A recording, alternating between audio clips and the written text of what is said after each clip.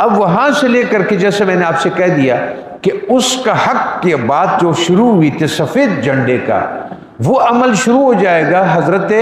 آدم علیہ السلام سے، اپنے وقت کے ساتھ آتا رہے گا، اور شیطان نے جس کام کو شروع کیا ہوا ہے وہ مختلف ناموں سے ہر وقت آتا رہے گا، اس کا بھی آخر ہے، وہ اس کا دجال آخری ہے۔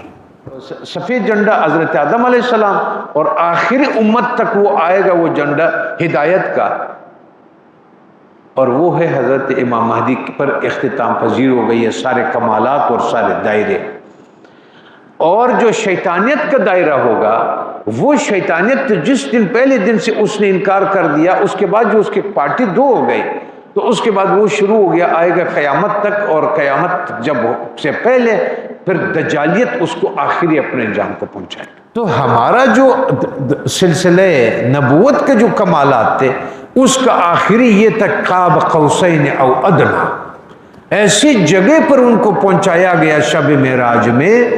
کہ جبرائیل نے کہا کہ اگر میں اس سے آگے آپ کے ساتھ چلوں گا نا تو میرے پر جل جائیں گے، میں نہیں جا سکتا ہوں، آگے آپ جاتے ہیں، آپ کا مقام ہے۔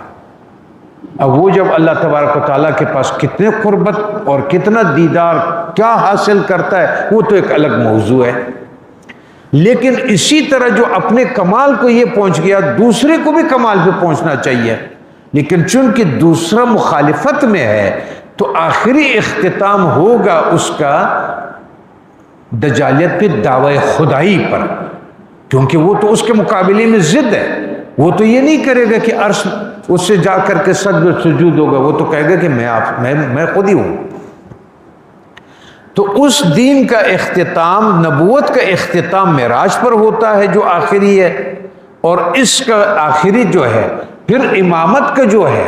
یا پھر آپ کے انعام والے لوگوں کا حضرت ابوبکر صدیق سے شروع ہوتا ہے، اور حضرت علی سے ہوتے ہوئے اس طرح آ کر کے حضرت امام مہدی پر یہ چیز اپنے کمال کو پہنچے گا۔ لیکن حضرت امام مہدی کو پہنچنے تک جو درمیان میں جتنے لوگ پیدا ہوں گے وہ اسی لوگوں کی کڑی ہوگی جو کہ حضرت ابوبکر صدیق سے اور حضرت آدم علیہ السلام سے اور تمام نبیوں سے ہوگی، اور جو اس کے مخالفت میں کڑا ہوگا وہ اسی کا ہوگا جو اس کے مخالفت کا ہوگا، ضد کا ہوگا، سیاہ کا ہوگا، آگ کا ہوگا، کاربن کا ہوگا، شیطان کا ہوگا۔ کمال اس کا یہ کہ وہ خدائی کا دعویٰ کرے گا۔ اب حضرت امام مہدی جب اس خدائی والے دعوے کے مقابلے کے لیے جب کھڑا ہوگا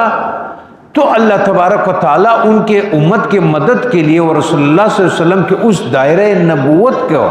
جو جسمانی طور پہ منتقل ہو گئے تھے عالم امر میں، اس مقام کو دوبارہ پر کرنے کے لیے اور حضرت امام مہدی کے بازو کے طور پہ دینے کے لیے، مددگار دینے کے لیے حضرت عیسیٰ علیہ السلام کو اس میں نازل فرمائیں گے۔